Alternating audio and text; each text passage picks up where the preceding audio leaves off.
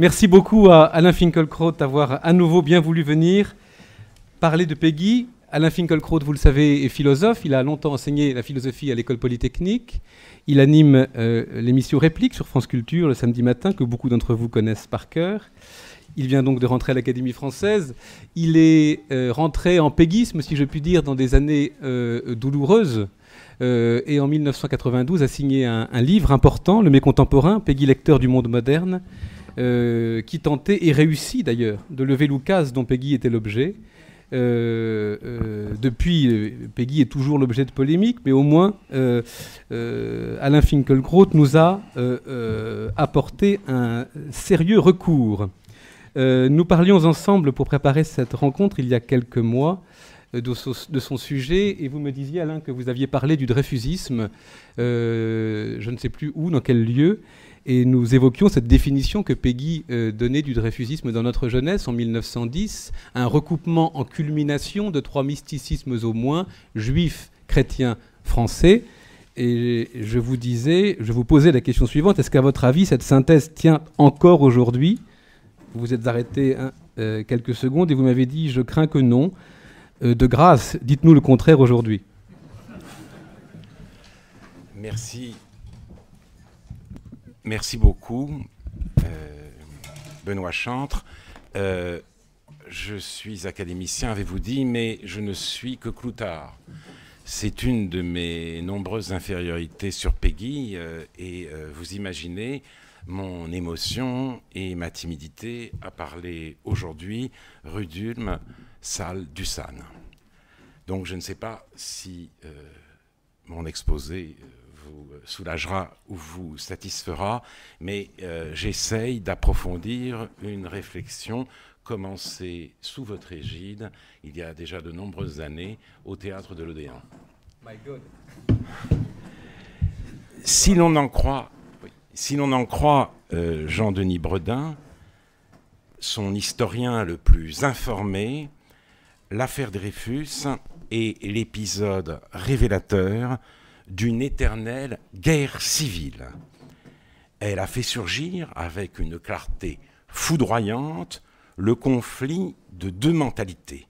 D'un côté, ceux qui, selon le mot de Jaurès, font de l'individu humain la mesure de toute chose, de la patrie, de la famille, de l'humanité, de Dieu, et de l'autre, ceux qui posent et servent des valeurs supérieures à l'individu, Dieu, la patrie, l'armée, l'État.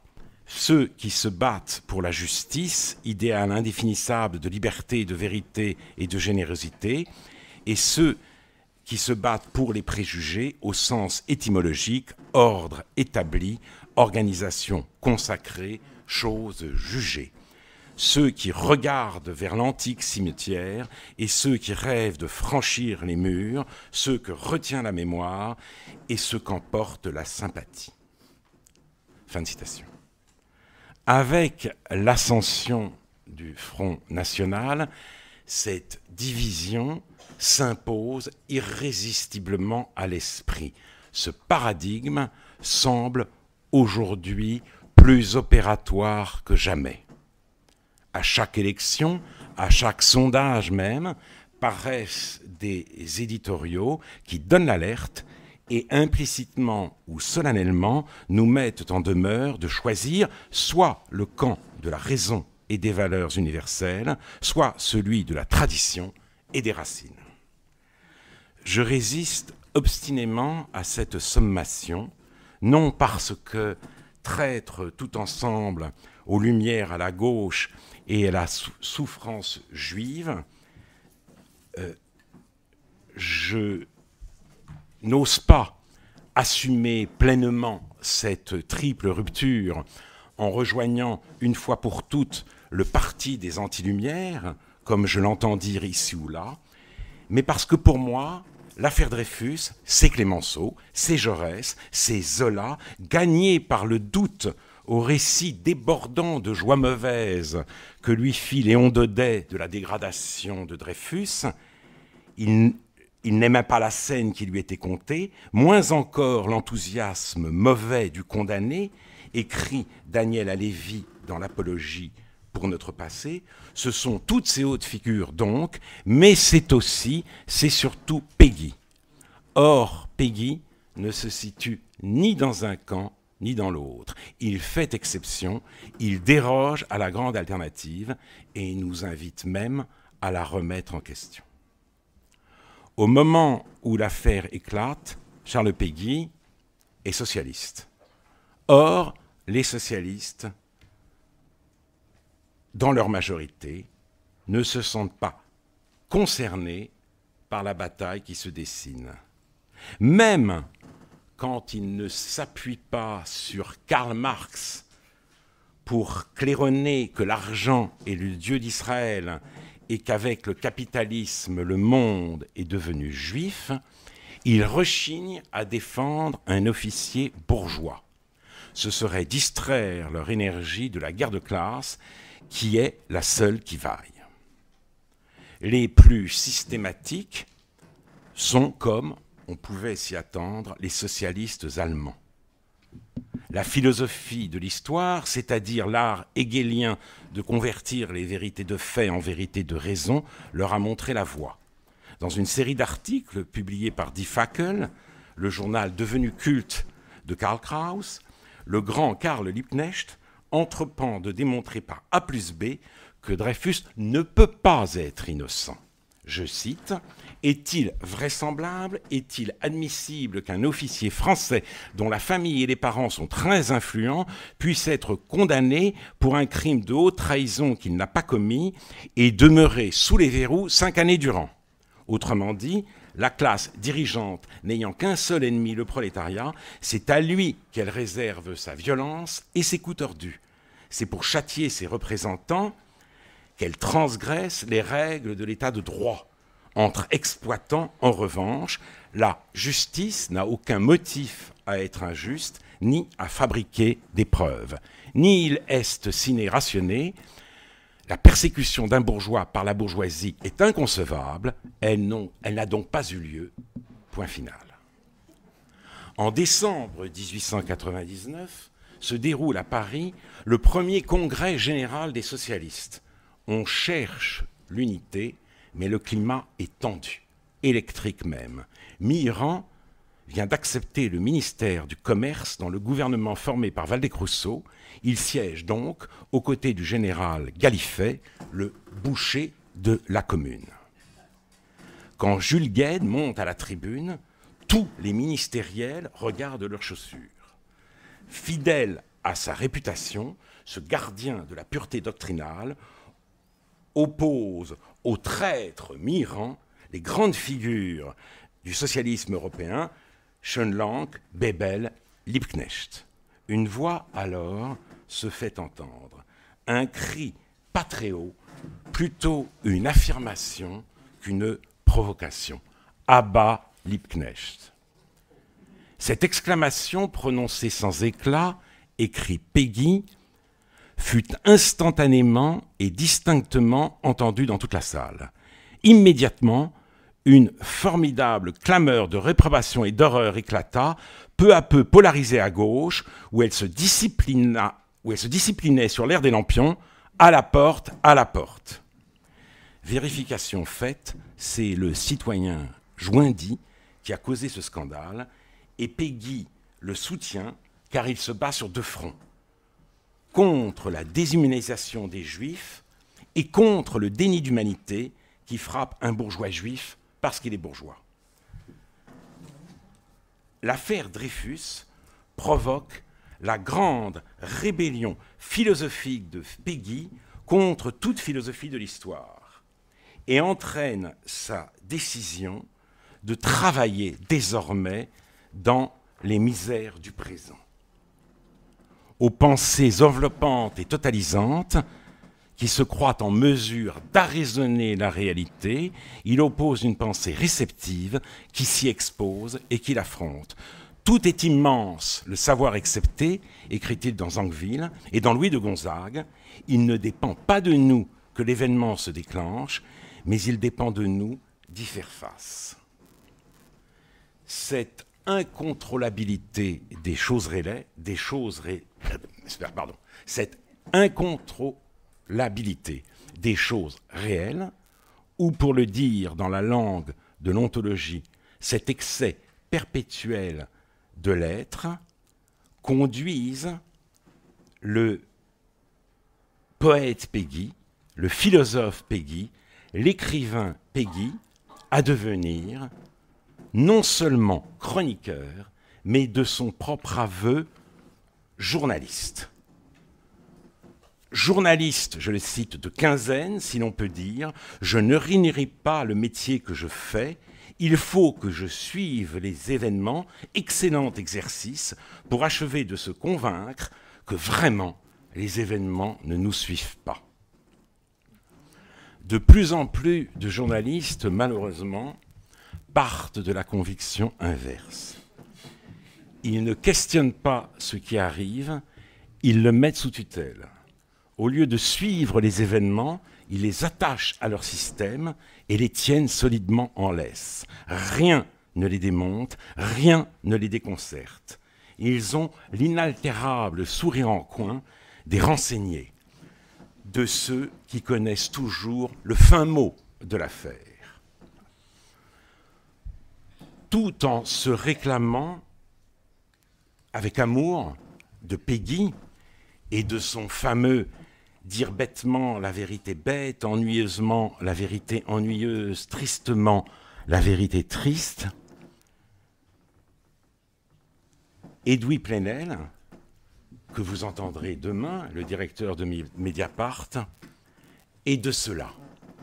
Il a vigoureusement dénoncé, dans l'affaire Dieudonné et dans l'interdiction de son dernier spectacle, antisémite, Le Mur, une grossière manœuvre pour détourner les citoyens de l'essentiel, c'est-à-dire des grèves ouvrières et de la corruption des politiques. La lutte des classes reste le seul vrai du réel, mais ce n'est plus cette fois au détriment de Dreyfus.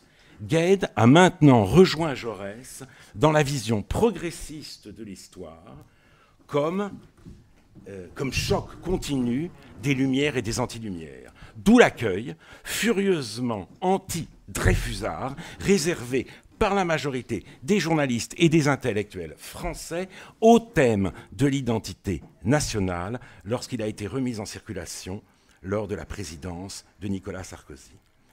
N'est-ce pas en s'appuyant sur le déterminisme identitaire que Barrès a observé et condamné Dreyfus? Je le cite, « Nous exigeons de cet enfant de Sème les beaux traits de la race indo-européenne. Il n'est point perméable à toutes les excitations dont nous affecte notre terre, nos ancêtres, notre drapeau, le mot honneur. Il y a des aphasies optiques où l'on a beau voir les signes graphiques, on n'en a plus l'intelligence. Ici, l'aphasie est congénitale, elle vient de la race. » Fin de citation. La meilleure et la plus profonde réponse à Barrès, ce n'est pourtant pas l'affirmation jaurétienne que l'individu est la mesure de toute chose, c'est la défense et illustration de l'identité française dans notre jeunesse de Charles Péguy. 10 ans après l'exclamation du citoyen Joindy, Dreyfus est libre, son innocence a été reconnue, mais c'est la droite, on l'a oublié, c'est la droite anti-dreyfusarde qui tient le haut du pavé. C'est elle, la bien-pensance de l'époque. Et Péguy, venant de publier Le mystère de la charité de Jeanne d'Arc, cette droite, judiciairement défaite et idéologiquement victorieuse, s'apprête à fêter le retour de l'enfant prodigue. Drummond acclame le réveil de l'âme française et s'interroge dans la libre parole. Comment un homme comme cela a-t-il pu être Dreyfusard? A-t-il pu être Dreyfusard? Avions-nous assez raison? Barrès fait campagne pour que l'Académie française, avant de lui ouvrir ses portes, lui décerne son grand prix. Et ceux qui militent contre la candidature de Péguy sont Lavis et Lucien R, les compagnons des premiers combats. Péguy entrevoit le bout du tunnel. Après la pauvreté et la solitude, le monde lui sourit. La bien-pensance de l'époque lui fait les yeux doux. Une certaine aisance se profile. Et soudain, le 17 juillet 1910, On peut publier demain nos œuvres complètes. Non seulement il n'y a pas une virgule que nous ayons à retrancher, mais il n'y a pas une virgule dont nous n'ayons à nous glorifier. Péguy n'est donc pas le repenti qu'attendait à bras ouverts l'Action française et la libre parole. Il ne fait pas amende honorable. Il reste fidèle à sa jeunesse dreyfusiste. Nous fûmes des héros. Et il rend compte de cette fidélité par une fidélité plus profonde. Répondant tout ensemble à ceux qui, tel Daniel Halévy dans son apologie pour notre passé, semblent s'excuser des conséquences politiques de l'affaire, et à ceux qui continuent à leur reprocher amèrement, Péguy écrit « Ce que nous défendons, ce n'est pas seulement notre honneur, ce n'est pas seulement l'honneur de tout notre peuple dans le présent, c'est l'honneur historique de notre peuple, tout l'honneur historique de toute notre race, l'honneur de nos aïeux, l'honneur de nos enfants. Et plus nous avons de passé derrière nous, plus justement il nous faut le défendre ainsi, le garder pur. Je rendrai mon sang pur comme je l'ai reçu. C'était la règle et l'honneur et la poussée cornélienne, la vieille poussée cornélienne. C'était la règle et l'honneur et la poussée chrétienne, l'honneur d'un peuple et d'un seul tenant. L'homme que Bernanos désigne comme le plus naturellement héroïque de tous les Français depuis Corneille cite ici un des vers les plus fameux du Cid. Rodrigue est ce qu'il est en raison d'une appartenance de naissance, la race, et cette appartenance est normative. Ce n'est pas un instinct, c'est une injonction. Noblesse oblige. Pour rendre son sang pur comme il l'a reçu, Rodrigue doit provoquer en duel le père de celle dont il est follement épris et venger ainsi l'enfront fait aux siens d'Ondiègue. Il semble en aller tout autrement dans les sociétés démocratiques. L'appartenance ne définit plus ce qu'elle identifie. L'essence de l'homme réside désormais dans la liberté et, selon Jean-Denis Bredin, c'est précisément cela, ce nouveau modèle anthropologique que remettent en cause les anti-Dreyfusards.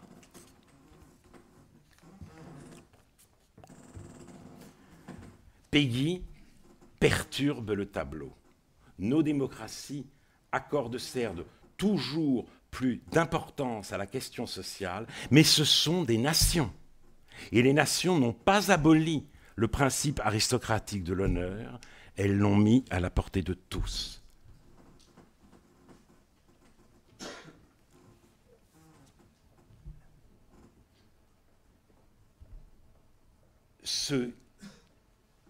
J'arrive pas à me relire. Est-ce que je peux vous aider ? Non, ça vous ne pourrez pas. Et les nations n'ont pas aboli le principe aristocratique de l'honneur, elles l'ont mis à la disposition, elles l'ont mis à la portée de tous.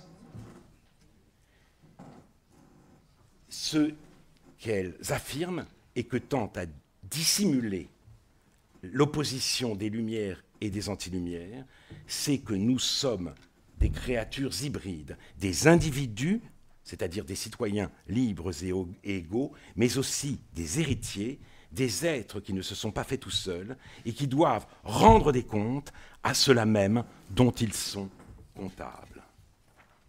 D'où ce double péril pour les sociétés modernes, que l'individu prenne le pas sur l'héritier, les nations deviennent alors des compagnies d'assurance, que l'héritier écrase l'individu et les nations se figent dans le ressassement de leur histoire.